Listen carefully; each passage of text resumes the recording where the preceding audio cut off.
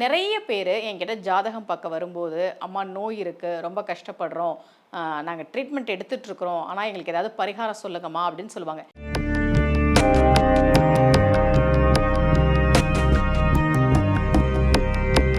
ரகசிய உண்மைகள் சேனலை பார்த்து கொண்டிருக்கும் உங்கள் அனைவருக்கும் சுமதி ஸ்ரீயின் அன்பு வணக்கம்.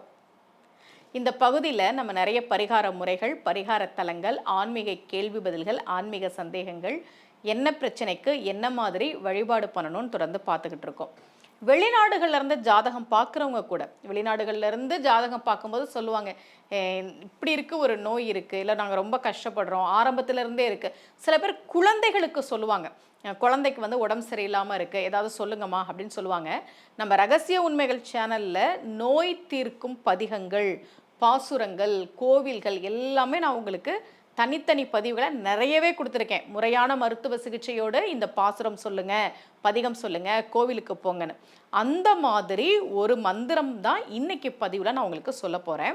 இப்போ ஒரு ஜாதக கட்டம் நீங்கள் பார்த்துட்ருக்குறீங்க. இவங்களுக்கு செவ்வாய் தசை நடந்தபோது ரத்தம் சம்பந்தப்பட்ட ஒரு நோய் இருக்கிறதா சொல்லியிருக்கிறாங்க. ரொம்ப கஷ்டப்பட்டு ட்ரீட்மெண்ட்லாம் எடுத்துகிட்டு இருக்கும்போது தான் என்கிட்ட ஜாதகம் பார்க்க வந்தாங்க. அவங்க என்கிட்ட சொன்னது, மருத்துவ சிகிச்சை நான் எடுத்துக்கிட்டு இருக்கிறேன், கூடவே எனக்கு கொஞ்சம் மனசுக்கு ரொம்ப தெம்பு தேவைப்படுது, கடவுளை வந்து இருக்க பிடிச்சிக்கணும் போல இருக்குது, நீங்கள் நிறைய பதிகம்லாம் சொல்கிறீங்க, நான் ஏதாவது பதிகம் சொல்லணுமான்றதை எனக்கு நீங்கள் சொல்லுங்கள், அப்படி தான் என்கிட்ட ஜாதகம் பார்க்க வந்தாங்க. எனக்கு ரொம்ப ஆச்சரியமான விஷயம் என்னென்னா, ரொம்ப ரொம்ப நேர்மறையாக பேசினாங்க. ஒரு எதிர்மறையான வார்த்தை கூட அவங்க பேசலை. வெளிநாட்டிலேருந்து என்கிட்ட ஜாதகம் பார்த்தாங்க. பொதுவாக நோய் தீர்க்கும் மந்திரங்கள் அப்படின்னு சில இருக்குது. அதில் ஒன்று இப்போ நான் உங்களுக்கு சொல்கிறேன். அம்பாள் லலிதாம்பிகை பண்டாசுரனுடன் போர் செய்தாள் இல்லையா? நம்ம எல்லாருக்கும் தெரியும், லலிதா சகஸ்ர நாமம் பற்றி நம்ம எல்லாருக்குமே தெரியும். அதனுடைய மகத்துவம் தெரியாதவர்கள் யாரும் இருக்க முடியாது. அம்பாள் பண்டாசுரனுடன் போர் செய்கிற போது போரில் அவன் வேற வேற அஸ்திரங்களை வீசுகிறான். அப்படி அவன் வீசிய ஒரு அஸ்திரத்துக்கு பேர் என்னன்னா மகா ரோகாஸ்திரம்.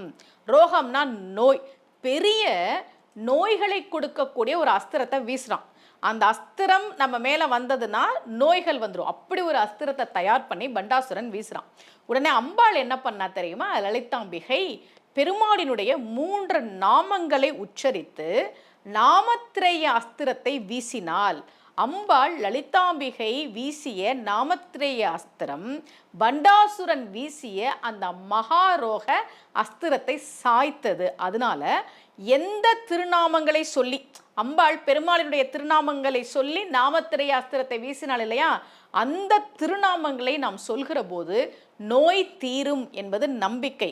அச்சுதா, அனந்தா, கோவிந்தா, இந்த 3 நாமங்களை சொல்லிதான் அம்பாள் நாமத்திரைய அஸ்திரத்தை வீசினாள். அப்போ யாருக்காவது நோய் இருக்குன்னா நீங்க முறையான மருத்துவ சிகிச்சையோடு அச்சுதாய நமக, அனந்தாய நமக, கோவிந்தாய நமக என்று 3 பெருமாளுடைய திருநாமங்களை திரும்ப திரும்ப சொல்லி துதிக்கிற போது நிச்சயமாக நோய் குணமாகும். ஏனென்றால் இந்த பெயர்கள் தான் அச்சுதா, அனந்தா, கோவிந்தா, இந்த நாமங்கள் தான் நாமத்திரைய அஸ்திரங்களாக பண்டாசுரன் வீசிய ரோகாஸ்திரத்தை அழித்தது.